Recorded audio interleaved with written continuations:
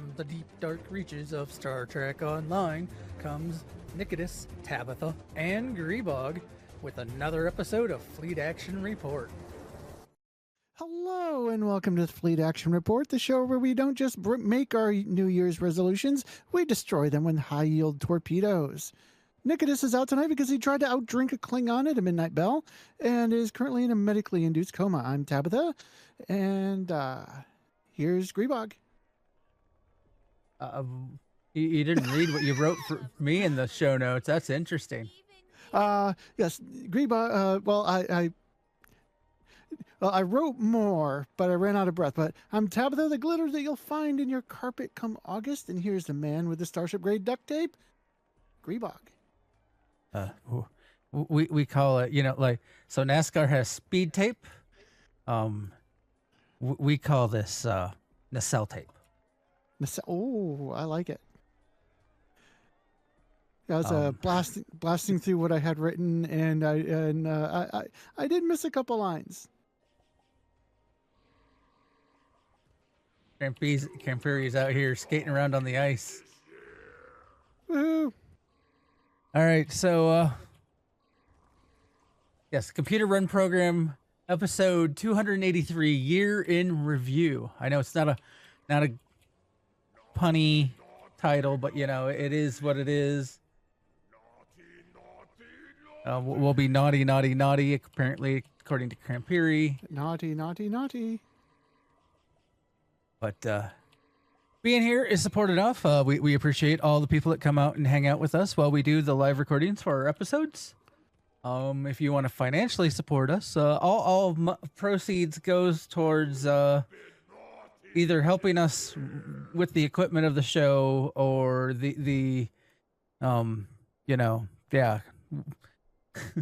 that's mainly what it's gone to so far. Because I had to buy some software or whatnot. It also goes toward our software, our Starship grade duct tape. Yeah, we have to have that nacelle duct tape, nacelle tape.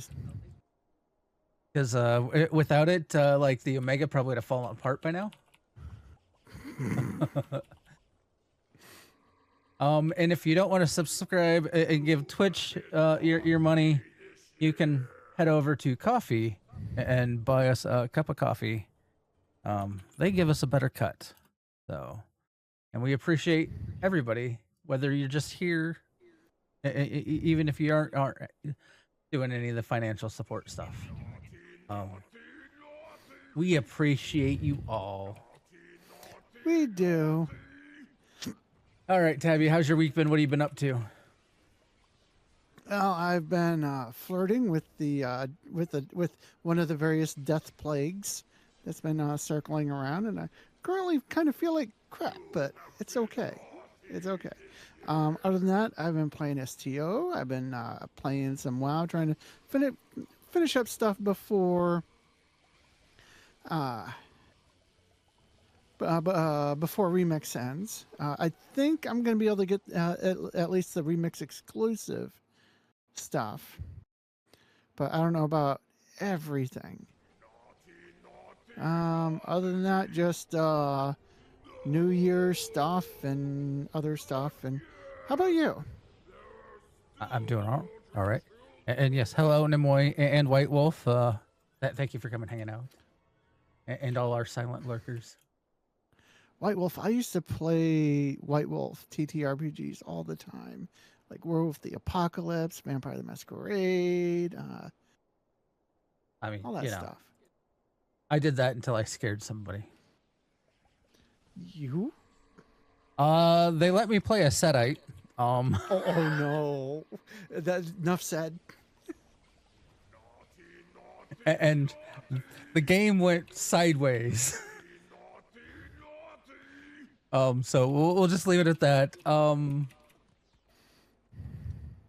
But let's see, my week, I've been hanging out, well, unfortunately, over Christmas time, which most of you probably realized, we didn't do the Christmas stream like we were talked about, we hoped about. I had a fever, and so I was sleeping a lot. Apparently you didn't get enough cowbell. But Outside of that, let's see. I've been kind of taking it easy, really. I've been playing some STO. I've been trying to get my Vok'Tar ready for my Fek'Ihri themed character. I have a ways to go. I do like that the vortex, one of the items for the build that I want to use is now in the Phoenix store, which is kind of cool. The magnificent Fek'Ihri. So I won't have to worry about too much of that. Are we done with Fek'Ihri? Oh yeah, 2 seconds left. We didn't do so hot. It's fine. I'm gonna skip cones of conduct. Let's see. Outside of being sick and playing some STO, I did do some WoW stuff when I was feeling a little bit better. I'm down to like 1.6 million bronze to have bought all the stuff and things. So I'm not too far off. I think I can get that before it's all said and done. Yeah, now I'm like, whoa. My brain's still not, I don't think, fully recovered from me being sick. I don't know what's going on there. I seem to be a little bit more not there, I guess would be a way to put it. Anyway, this week in STO, we didn't have Nicodemus to break this up for us, so do you have a preference on what you want to cover? I'll just take the first thing. I'll take the both. Wait, there's no console and no. Everything is both. Everything is both. Everything is both. Wow. I'll take up to the Phoenix prize pack. Now and every other day until January 4th is Q's wonderful gifts.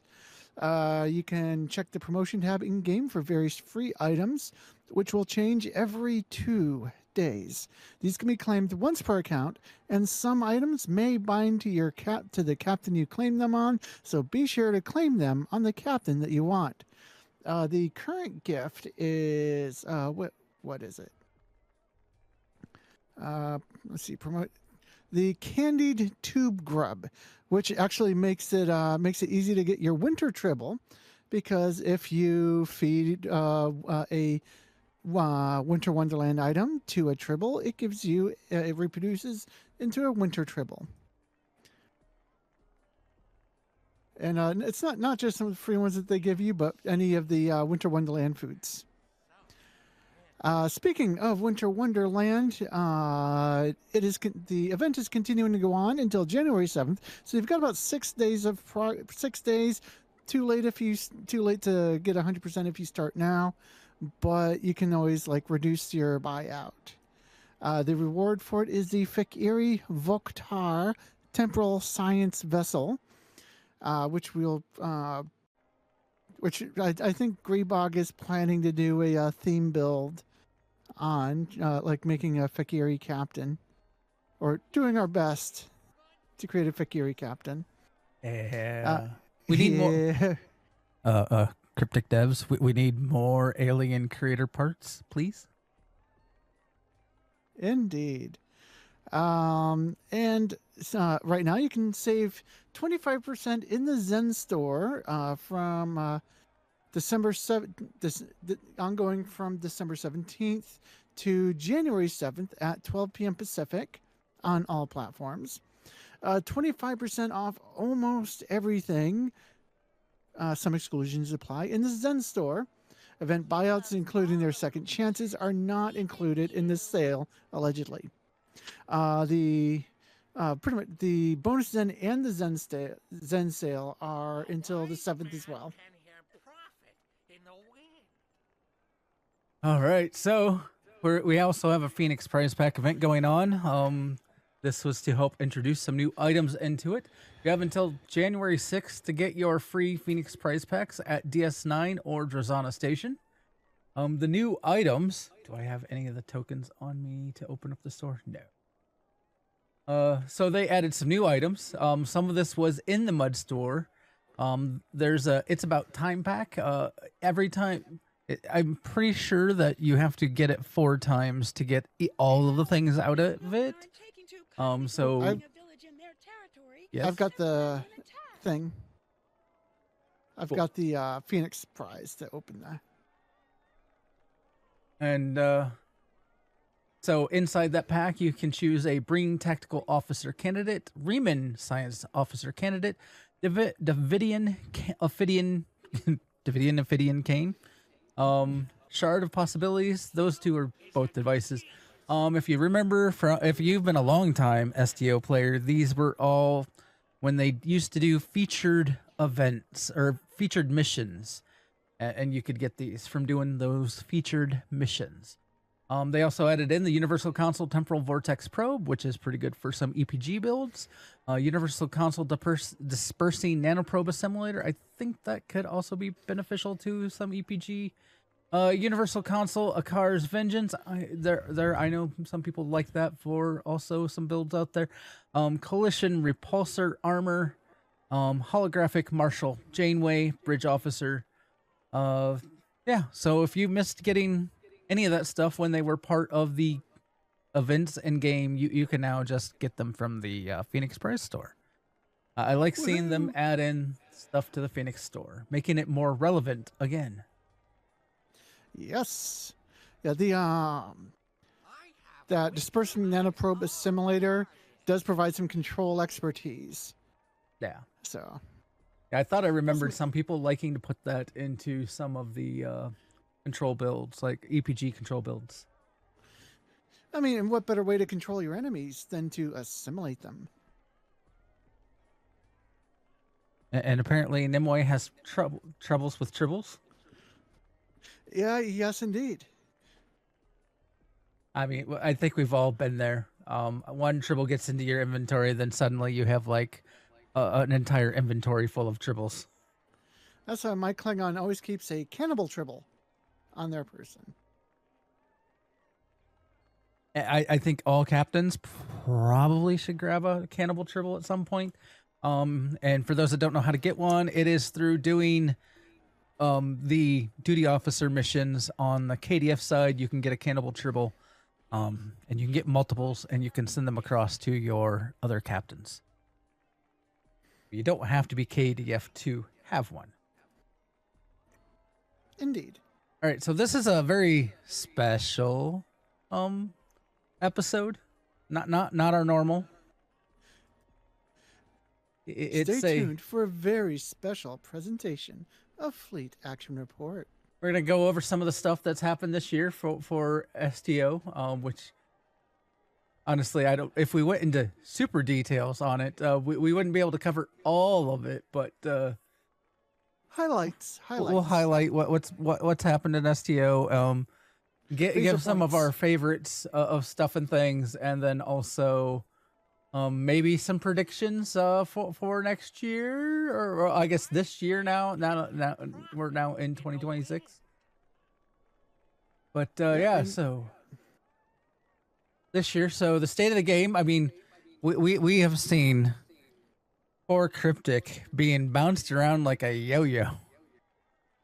Yeah, the last thing I was expecting was for them to get was for that Cryptic thing to come up here. What was it, a month or two ago?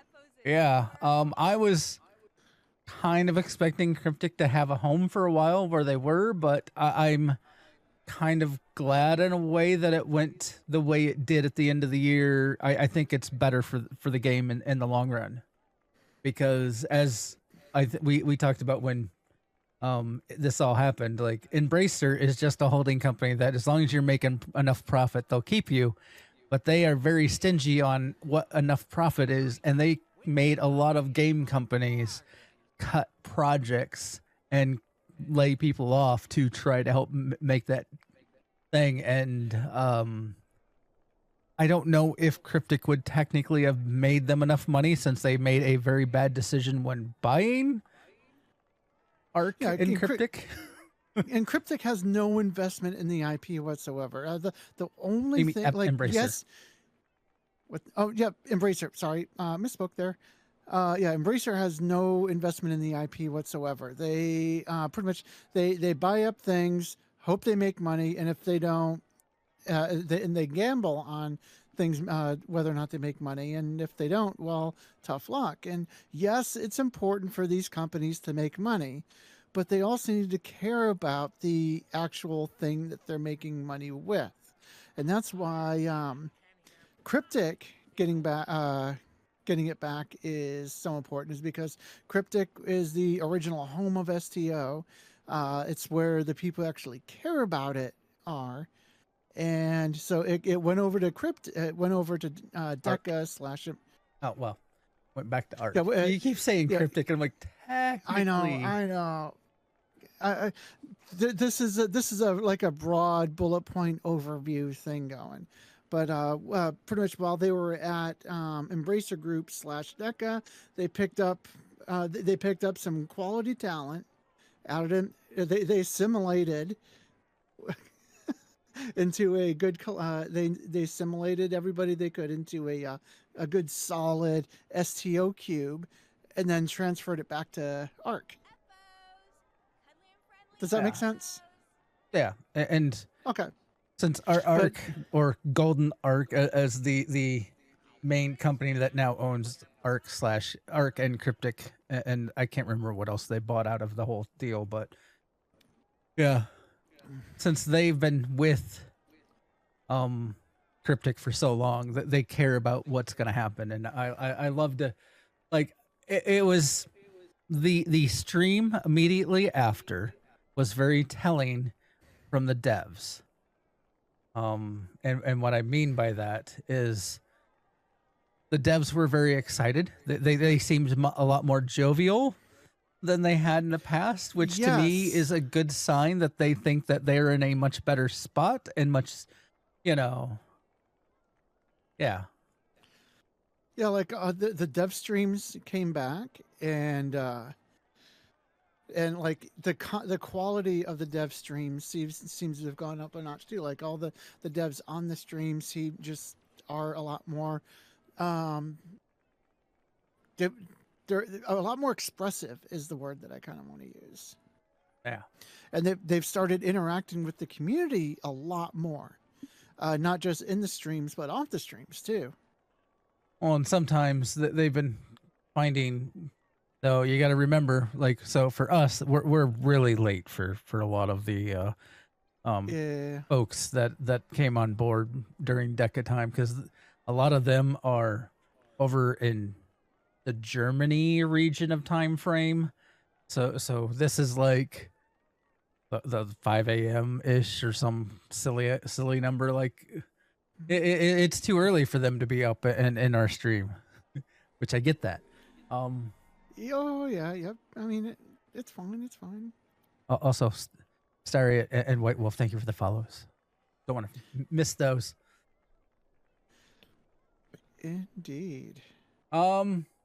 Also, we have in here the Twinkle Twinkle Little Beams as a note for the state of the game. I kind of think this goes more like we've seen them adding in things to help some of the builds that most people weren't feeling either supported or weren't feeling they had, like, making them so that they were more competitive. I guess would be a great way to put it. Because, like, Twinkle Twinkle, if you know what the new talent is, or Starship Trade is, or maybe it's not. I think that might be a standard. It's a trait. It's a trait, but I think it might be a personal trait, not a starship. Yeah. There is a difference. But the fact that we get to see them adding in new traits and new ships and stuff. Like, heck, the Vok'Tar is another great example of, like, that they're giving us a ship that it is a starship. Thanks, White Wolf. Thank you. No, don't stand on the chair. But it's seeing them put stuff into the game that helps embrace other builds. They even talked about giving us full on proton weapons eventually. We'll see like more proton weapons, and we'll see how that goes. Obviously, if they give us full on proton weapons, they're going to have to completely rework the proton system. Because right now there aren't resistances for proton weapons, which means they would have to add in more, like give a whole nother resistance out there for all of the enemies, because otherwise they would be overpowered. And it's the main reason why the Pavan Omni is so recommended right now, because it has very little resistance to it. Oh, it is a personal space trait. Yep. Personal space trait. Again, thanks, White Wolf. Indeed. But yeah, so like we might see something of that. Anything else for the state of the game that we need to cover? I think that's that's the highlights. I was like, I don't know. I do like that the devs have been more talkative. That's definitely, I like seeing that. Let's see. So we have some episodes and narratives. We wrote down some stuff. So we have some. First up is the Etherians, the Etherian story arc.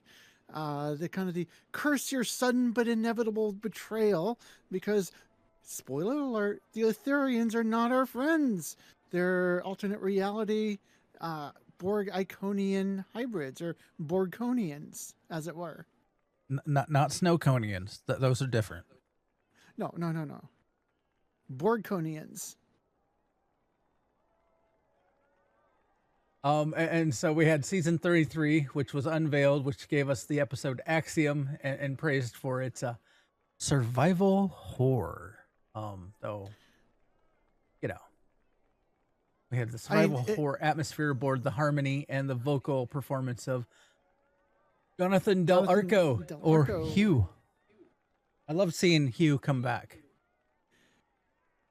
Yeah, Hugh is pretty awesome. And then we had season 34, and that was Best Laid Plans, which we had a lot more. We got to see the Midas Array, which was kind of cool. Seeing that in the game for the first time. And experiencing fighting alongside of our Alliance flagship captains, Sean Jirok, Koren Jirok, and most especially Jirok. Don't forget Jirok. No, absolutely. You cannot forget Jirok, because she's amazing, and I'm kind of smitten with her. If you hadn't noticed, a lot of people are. I've heard several people be like, if there's a mission with Jirok or a patrol with Jirok, they definitely will replay it over and over and over again, so that way they can hang out with Jirok more. We got some new TFOs. Some of them went quite swimmingly. Some of them had some issues, like Shattered Peace unfortunately had some issues in the beginning. I don't know that was the reason why it bugged, though, because I've seen groups that did the Order 7 called, and it still just bugged out eventually. But basically, for those that don't remember, when you had to fight at the end, the Kittimer ships, if you did something incorrectly, whether it be kill them out of order or whatever, you didn't get to complete the TFO. It just hung. So that gave some, I guess, a bad taste in some people's mouths for that TFO. Though I loved the TFO for the fact that it was one of the ones that has. So you have the first stage is the same. The final stage is the same. Then there's 3 middle stages that have 5 possible options of what you can go through. And so you got a little bit of a randomness, and it made it feel slightly different every time you went in there. So it wasn't as dry, I guess, or boring. You know, you kind of got some flavor. It adds a little bit of spice. Yeah.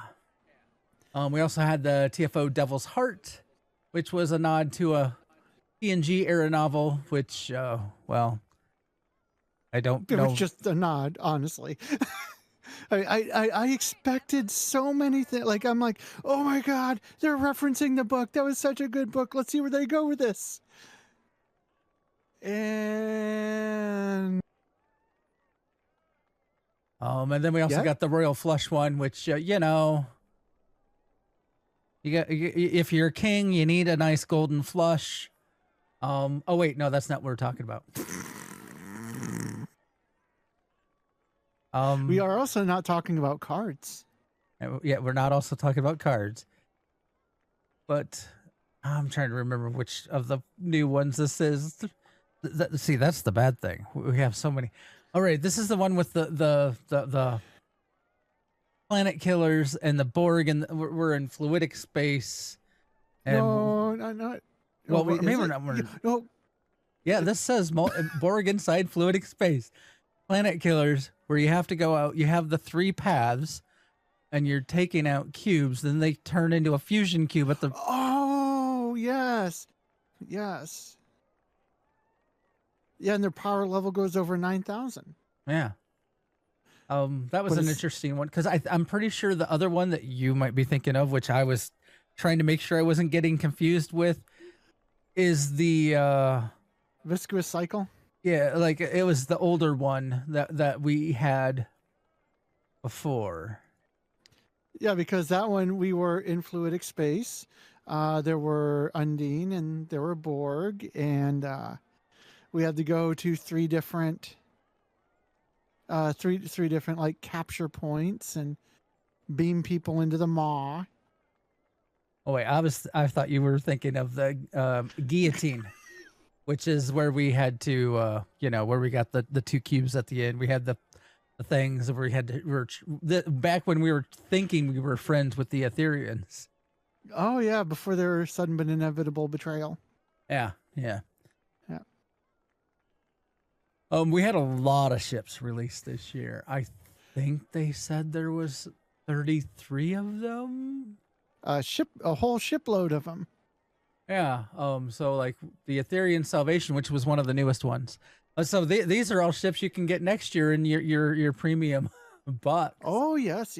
Like we got the Omega, which came from the comic series.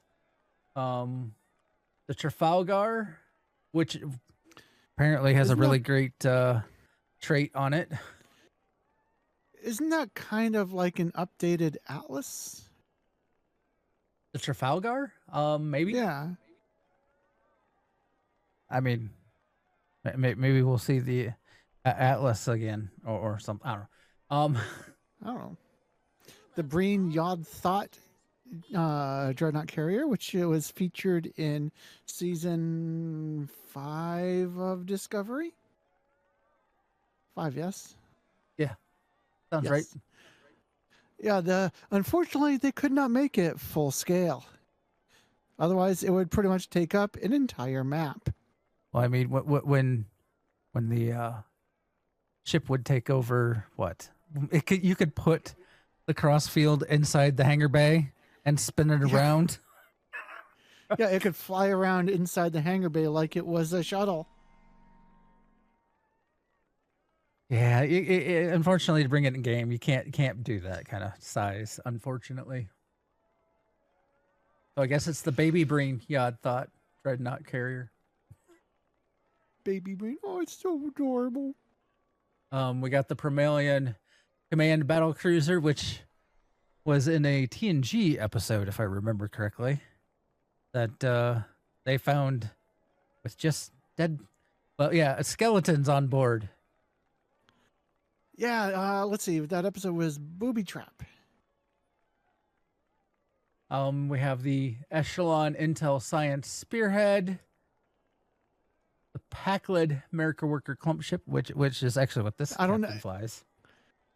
I was about to say, I don't know anybody who flies that one.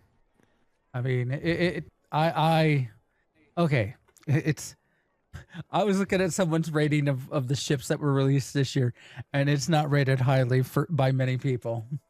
And I'm like, yeah, whatever. And yet, I'm still gonna fly it. Because we here at Fleet Action Report walk to the beat of our own drum. The Kith Intel Warbird, which is one that I was wanting to see in game, which is essentially the Daradex rotated 90 degrees and then that shrunk. I still want to get one of these. I just seen haven't. in lower decks.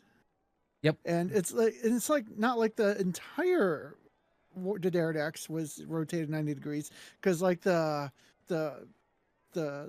nose section is still oriented properly. It's just the winged hulls are rotated to be vertical instead of horizontal. And then we got the Breen Cathsar Intel Courier, which was also from Discovery Season 5. Might have also appeared in Season 4. But it was with the I was going to say villains. I'm not sure. Two people that were doing their own thing, running around. Yeah, causing problems. I don't know if they... To me, I think they're antagonists. They weren't really villains. Though it's still a pretty cool ship. But Zenstore, we got all kinds of ships. We got a new legendary bundle, which had the Nebula Temporal Science Spearhead, which has a new trait for us EPG people. Legendary Negvar Intel Dreadnought Cruiser, even though it is a copy and paste sort of the Galaxy X ship. The one thing I love about it is the fact that it is way more maneuverable than the Galax ever was. Which means you have a lot more options to do with it. Like I heard someone talking about like Wolfgrey was talking about doing a cannon scatter volley build on it, and I'm like, that's tempting because like it's so maneuverable.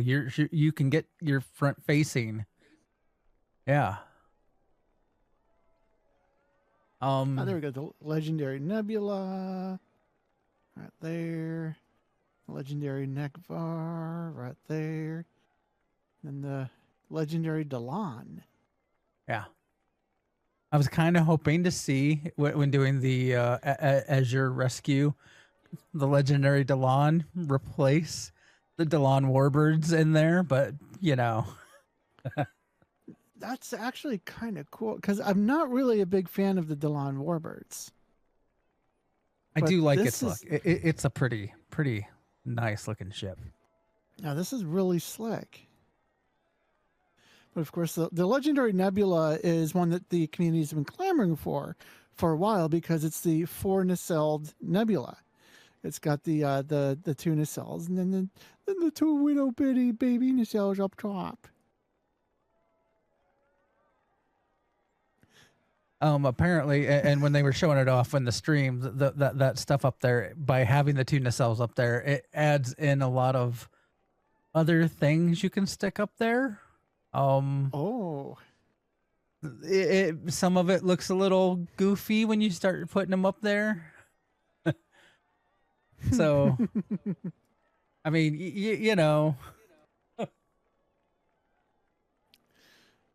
A goofy starship? Nah. But basically, like, you can change what's mounted on top where the nacelles are. So you get to keep the bracket or the where it mounts, but you can change what's on the top part. Anyway, we also got the Okinawa Pilot Raider, Warden Temporal Multi-Mission Cruiser, Proxima, America Worker Science Dreadnought, the Ark Royal Intel Science Carrier, which a lot of people love. Hey, Grey Death. Grey Death. Yeah. Yes, the legendary Negvar is fun for flying. I think, like I said, even though it's a copy and paste of the legendary Galax, they did right by making it more maneuverable because it flies so much better. One thing that I've noticed is like the Klingon equivalent of Starfleet ships tend to be a little bit more nimble, like significantly. Because I know the like the arbiters frequently, no, not you have the Bortiscu is frequently like equivalent, like equal to the Odyssey, and yet the Bortiscu is just a lot zippier than the Odyssey is. Same thing with the Arbiter equivalent. I forget what it's called. The Moog? Moog. Oh, wait. The Moog. But yeah, the Klingon equivalent ships are generally seem to me to be a lot more nimble and maneuverable. I just love seeing them embrace more of the non-Federation ships for some of this. Like, I always want more other faction ships, because I think Indeed. we have a great void in some of those spots. Let's see, where was I? Ark Royal, one of the better science carriers that we've gotten in a long time. I know a lot of people love the Ark Royal. Straight out of Starfleet Command.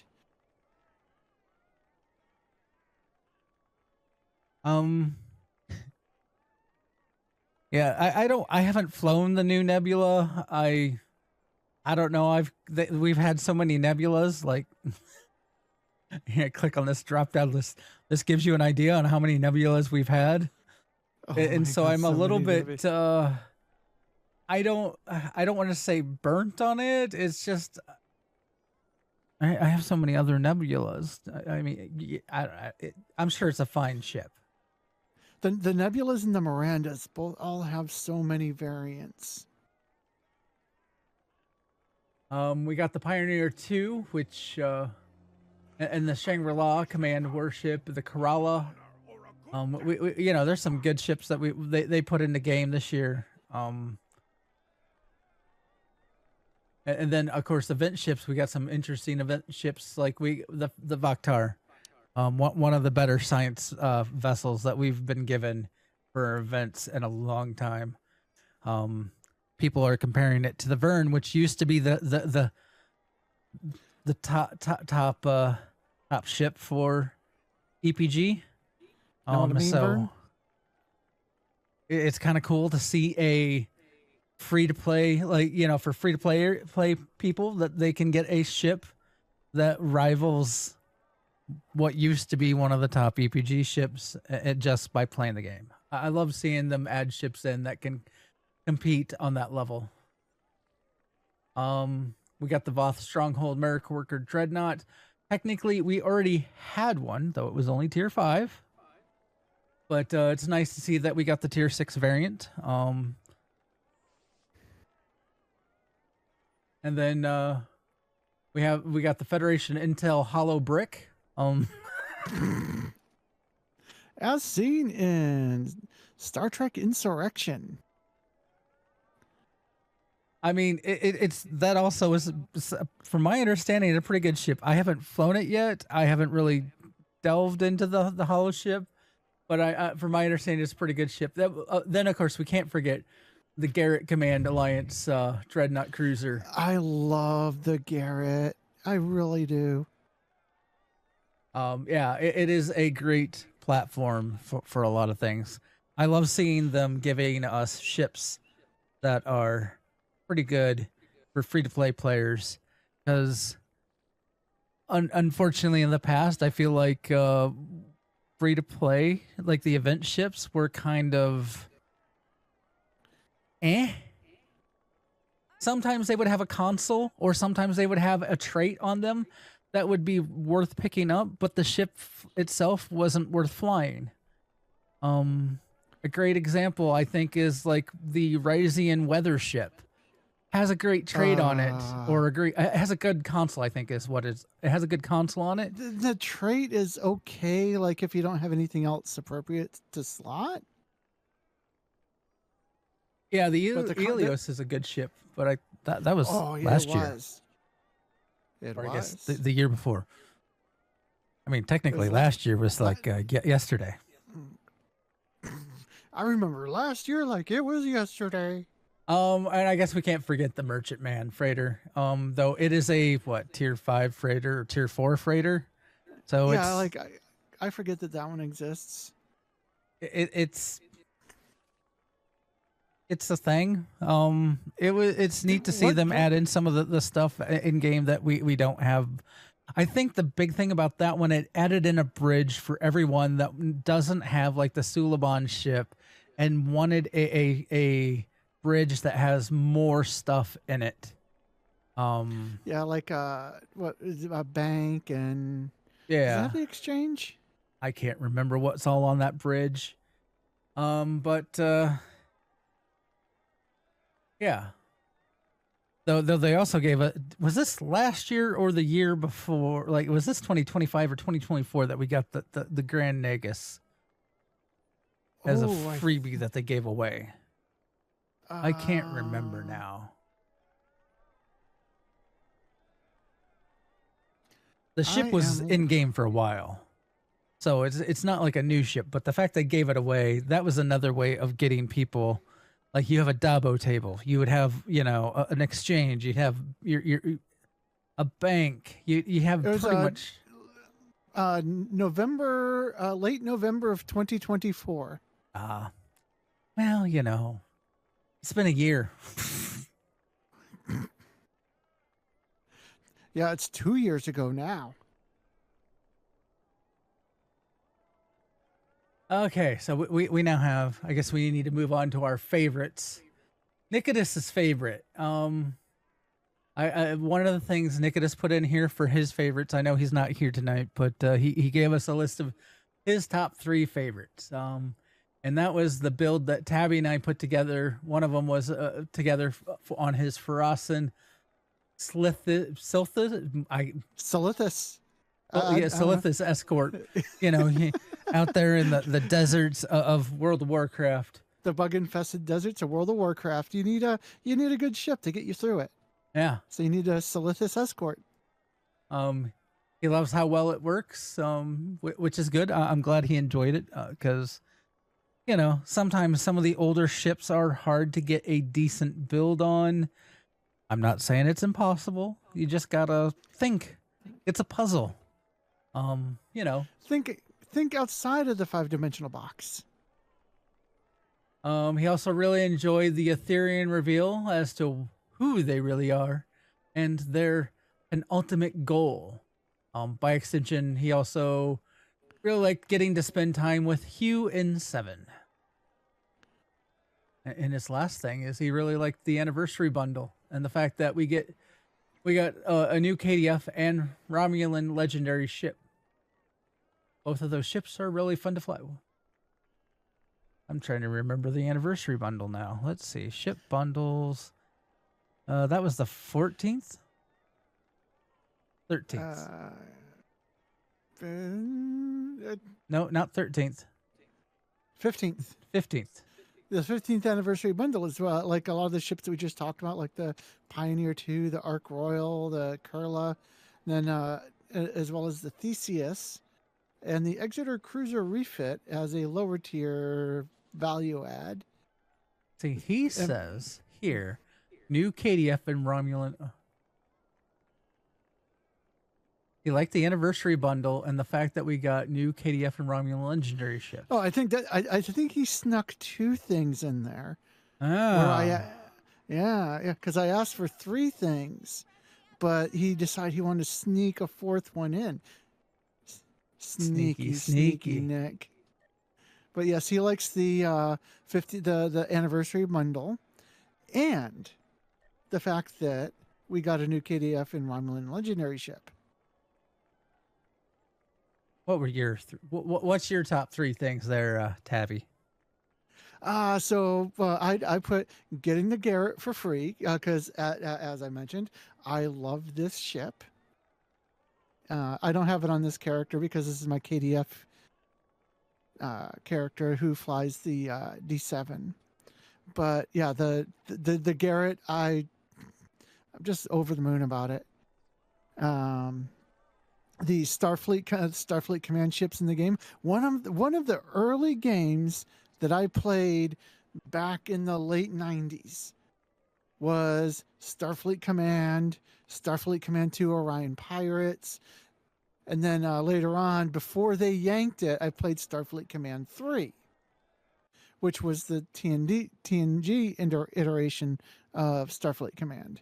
I wouldn't mind seeing some of those ships being brought in, but like I think it just like they tried to erase it out of existence, because now if you really want it, you have to buy it for like $500 off a shady website. But but I played a lot of those Starfleet Command games, and I loved them so much. And so seeing those games pulled into STO just really scratches the nostalgia itch for me. And the third thing that I've got down for my top 3 favorites, because I'm not going to try and sneak a fourth one in, like some people whose names we won't mention. Look at this. I really, one of my favorite things about STO this year, in fact, one of my favorite things overall about this year is doing this amazing show that I share with 2 other wonderful people and all of our wonderful audience. Aw. I had to get sappy on us, did you? I did. I mean, it's me. I can't not.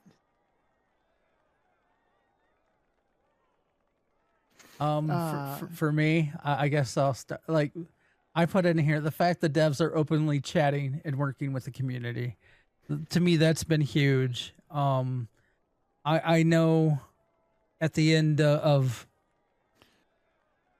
I was gonna say the end of Cryptic, but I guess the end of Cryptic, like when Embracer took over, things from the Cryptic side got very silent, and I get that a lot of it was because of probably some burnout on the dev side, because they were probably in fear of their jobs. I'm sure some of it looks like we're losing packets now. Yay, go my internet, go. But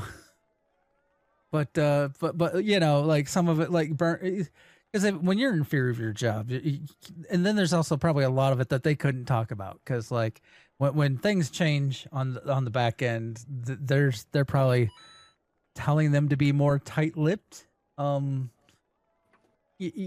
promise them anything, don't tell them anything, because we don't know. Well, they probably didn't know anything. But now that the things have gotten into a better place, that the devs are talking to us, the devs are communicating, that they're doing streams with the content creators, bringing a lot of them on board, and helping like do showing off some of the builds and stuff like that, which was something I've heard some of the content creators in past be like, hey, it seems like you're not sure on how to do a build. Maybe we could help you. And so now the devs are taking advantage of that, and bringing in the content creators to do that. Yes. No, because that's one of the things about like games and the communities around games is a lot of times the players are going to know a lot of things that you just don't. And I mean, that's just kind of a natural evolution of game development, is because your players have a lot more collected hours of gameplay than you could ever hope to on your dev team. Yeah. I would say something, this is more a me thing. I would say beginning of the year, I was probably trying to push meta stuff, trying to do meta builds, trying to do this. And it was probably putting more pressure on me about how I play the game than I needed. wanted, taking some of that the fun away from it. And I have refocused on what I'm doing, and I'm now more sure. I may understand the meta, but I'm doing things like Grevka here is definitely a theme build. I really enjoy the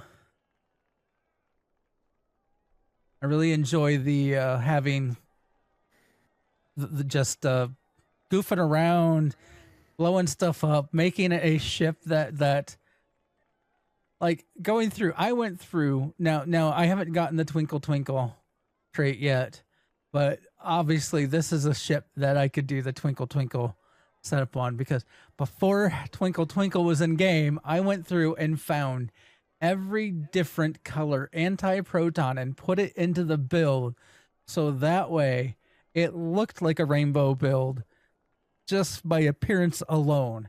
And I did stuff like that because, okay, it's a pack-led ship. They're grabbing whatever technology and putting it on their ship, which means they would have different beam arrays. They wouldn't match up. In fact, like, you could be in a fight with them and you might get hit with a kitchen sink. I mean, yeah. So that has been something that has really helped me come back to enjoying the game, is doing these theme builds. I used to do them in the past. Now I've just become my new focus. And like I said, yeah, sure, I understand the meta, and yeah, sure, I implement things from the meta into my builds. It's just I also tend to make sure they fit a theme, like just for the fun of it. Don't you want an Eppo friend? Exactly, and that's at the end of the day, that's what's important about a game. And like, sure, if you're having fun chasing DPS, then by all means chase that DPS, chase that meta. But if it's not fun for you, don't do it. Yeah. Oh, naughty children's back. Oh no. And then I put here my sort of sappy thing is finding more people in game. This is why my fleets are now in a specific armada. Finding people that play when I can hang out when they're playing and whatnot, and just have a community that plays when I do, so that way I'm not running around by myself. Even if it's just watching, we're all talking random stuff in chat and doing our own things. It's still, we're talking, we're still yeah.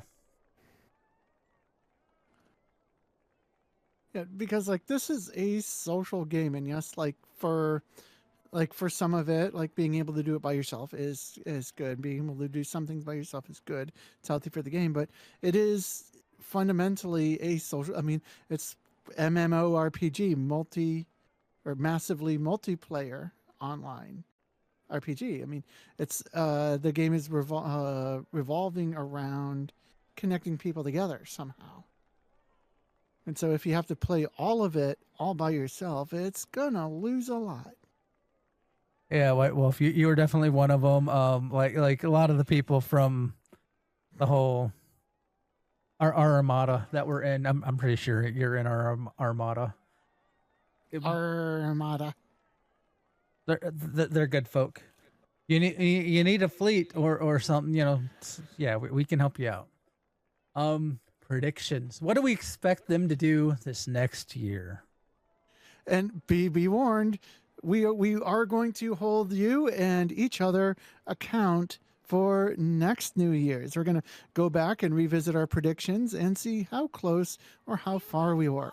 So this one I just kind of threw in there after our discussion a little bit earlier, and this is more wishful thinking than actually prediction. But STO dating simulator featuring Jirok. Woo!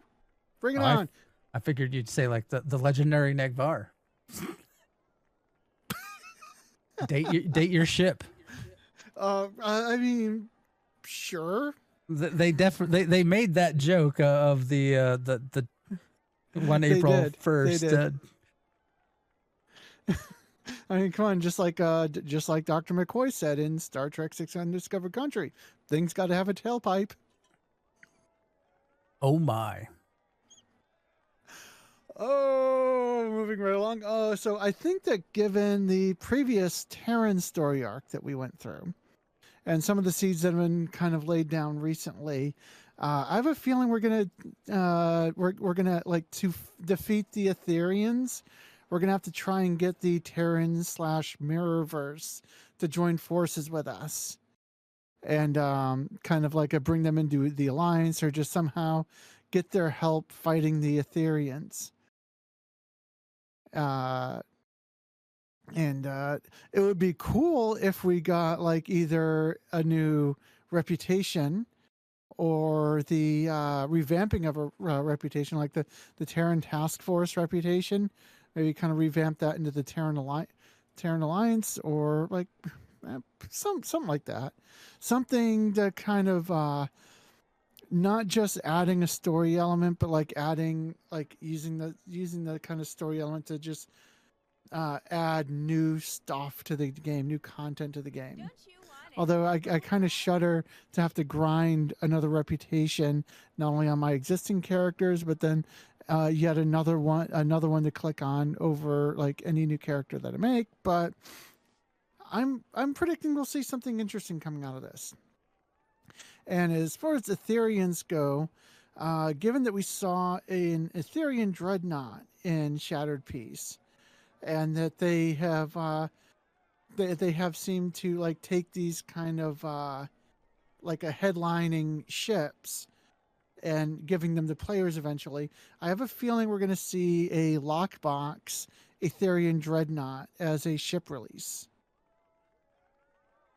And then finally, I think, given what I've seen in some of the streams, I have a feeling they're gonna like try and like, even though like I feel like they've kind of pushed pushing the engine to its max.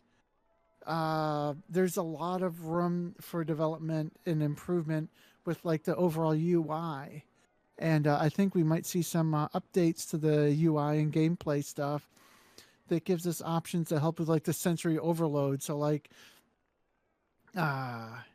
we can use Kumarke's set once again. I mean, Grebog does have kind of a fix for this. Apparently there's like a couple of tools you can use which don't violate TOS's. But simple keybind. There's a keybind I can get you that will let you just hit like F8 and it wipes out a lot of special effects on the ground. Oh, well, see, that means it would be very easy for them to kind of implement as like a toggle in the settings or UI or something. That way we don't have to rely upon the generosity of awesome people to provide us with those. Think of demo record on how you disable special effects. It's basically running that inside regular game. So yeah, it's not a hack. It's nothing. It's just running a command that disables the special effects for you. Yeah, that's how people can stop the the Klingon blinding you by the light. Blinded by the light. But let's see my predictions. The game's going to still exist. I know that Doomsayers are out there, what? and no, I thought it was coming down to an end, winding down to its cold universal death. well, I was like, I know the Doomsayers out there are inevitably like, oh, the game's over, because I'm sure there's something that's going to happen this year, and they're going to be like, oh, that's just the sign of the end of the game, or whatnot, or oh, they're taking too long creating content, so it's that's the sign of the end. Come on, people. Stop it. The game's going to be here for at least, in my prediction, it's probably got 5 years before we need to reevaluate whether it's going to be here. It's just like, y'all, just stop it. Just that click doesn't need to be baited. at it doesn't need to. You don't need to say that. It's not okay. Go ahead, Grebog. I think also for the ships this year, I think we're gonna see more cryptic specials. And what I mean by that is probably there are books and stuff out there talking about a ship with only just a verbal description that they will then or even mention briefly in an episode that they are going to create a this is what the ship looks like in game. Like, yeah, sure, we have the Odyssey, but I think we're going to see other ships that they will design themselves. And that would be cool. It may even be some of the alien like side faction ships, which would be kind of cool because we know they're out there. We just don't see them all. You know, and of course, there's probably going to be more ships pulled in from other games. Because we there's clearly not all the ships from all the games in STO yet. Starfleet Command still has a ton of ships that could be pulled in, that not Federation, but like what is it, the Hydrons and the a bunch of other ships, Well, like, okay, so we have the Hysperion ship now. But that's the thing. That's one ship for an entire group of people. They probably have an escort and a science vessel as well. They'd probably also have a dreadnought, not like a something like a massive dreadnought thing for that. They looks like a dragon. Yeah, it looks like a dragon. I mean, you know, like there's a lot of room that I just think they can and hopefully will bring in some, like, oh, hey, this briefly mentioned that there's this kind of a ship out there. Creates the ship and puts it into the game. The Hesperian Squire, a pirate's radar. So. And those little banners that come up off the stub wings, trail behind it. I was trying to think. I had a third thing, and I'm trying to remember what it was, but... Because I keep distracting you. I think there's a lot that we're going, like, story wise. I don't like. I think this year we'll see the wrap up of the Etherean arc. They do have more story. From my understanding, that they have a lot of story, prepped out in advance. From my understanding, that it's well past this year, so it's not like they are done writing story. Some of this was even before, Flo and them took over when Deca came in. So I mean, it's going to be interesting to see what the story becomes after we are done with the Ethereans. I don't know if we'll get there. To me, I think this year is the completion of the Etherean arc. Good riddance. So, and maybe a teaser into the next stage. And Nikitas predicts a blank void for his I think we might have surprised him, or he didn't realize that we were going to talk about some predictions.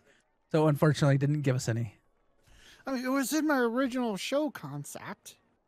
Anyone out there in the stream chat want to talk about any predictions they think they, or want to talk about before we end the show?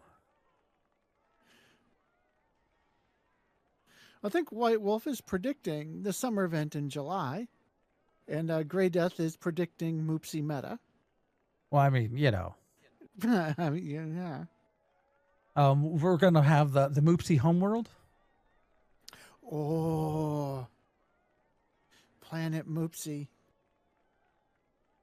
It just goes around and eats other planets.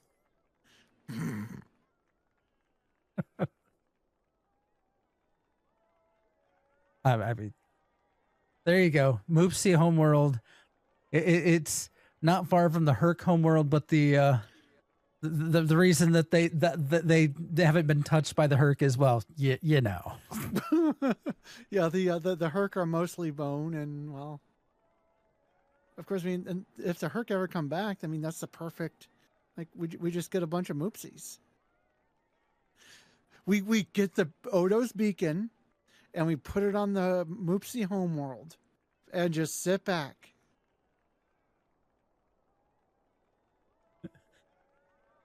Yes. Because, yeah, Odo knows all about the beacons, don't you, Odo? See, I think the Herc would be smart enough. What? There's a beacon on that. Nope. The Herc just nope on out. Aren't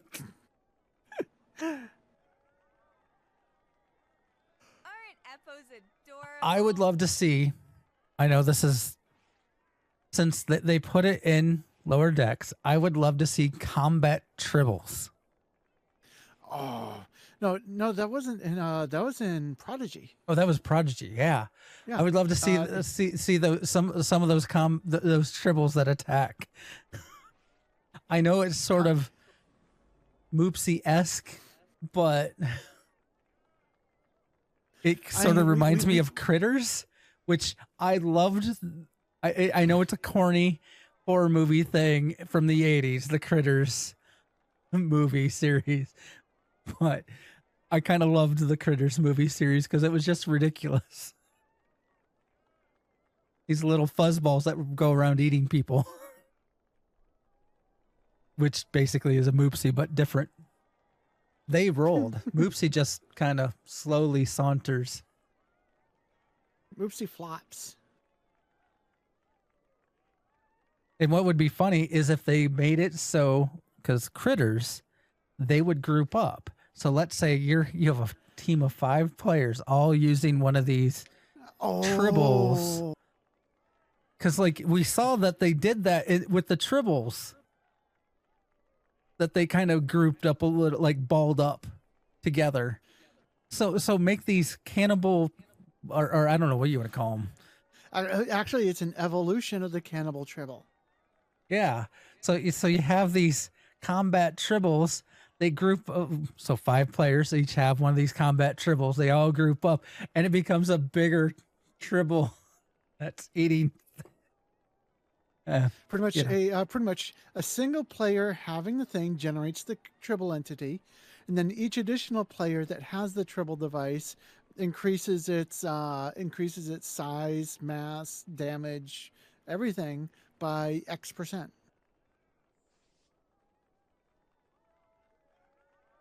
All right, Boom, Cryptic, get on it. Get on it. We figured it out for you. And to send me my cut of the proceeds, I will be in touch soon with my email address and PayPal. Oh, I just figured they'd give you a tribble, give you a combat tribble. There you go. Hey, it was your idea. Here, have a free one. Woo! Oh, White Wolf, did you just make us the Power Rangers? I mean, there are people that have outfits that make you look like Power Rangers. With your tribbles combined, I am Captain Carnivore.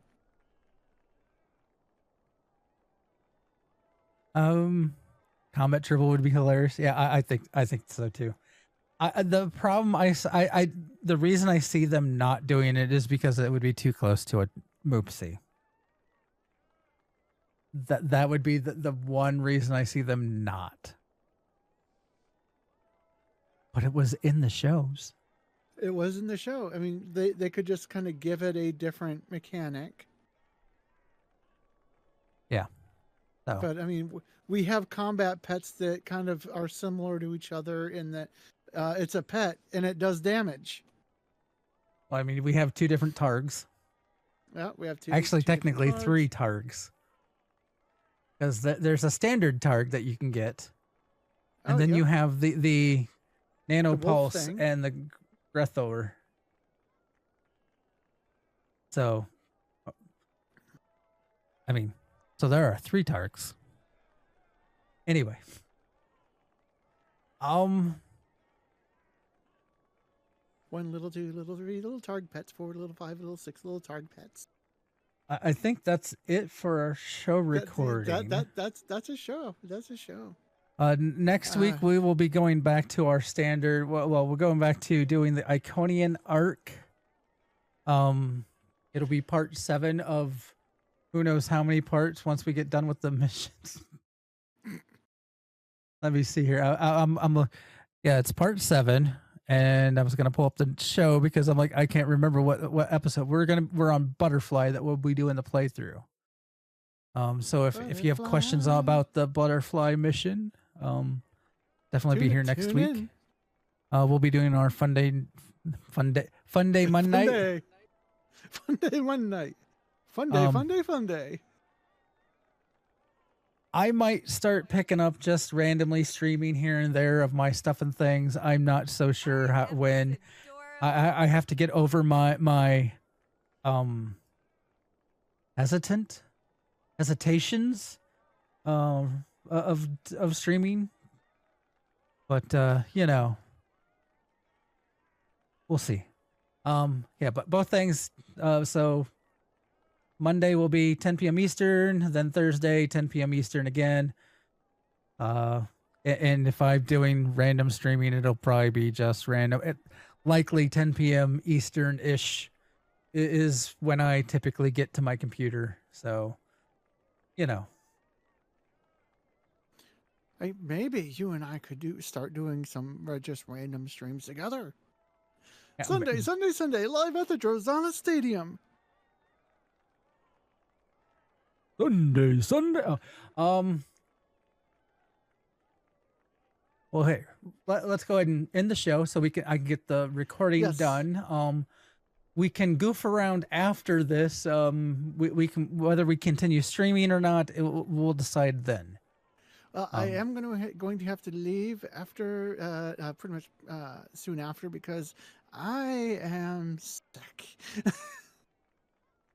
So y'all hang around. We're going to end the show, chat, BS a little bit more, and then find somebody to raid. Or I'll just keep streaming because I have a Vok'Tar to build. Oh, yeah. Okay, yeah, there you go. All right, so for Nicodemus, see you out there. Have fun, be safe, and don't set yourselves on fire. Live long and prosper. Stick around. I will be continuing on after this. Computer, end program.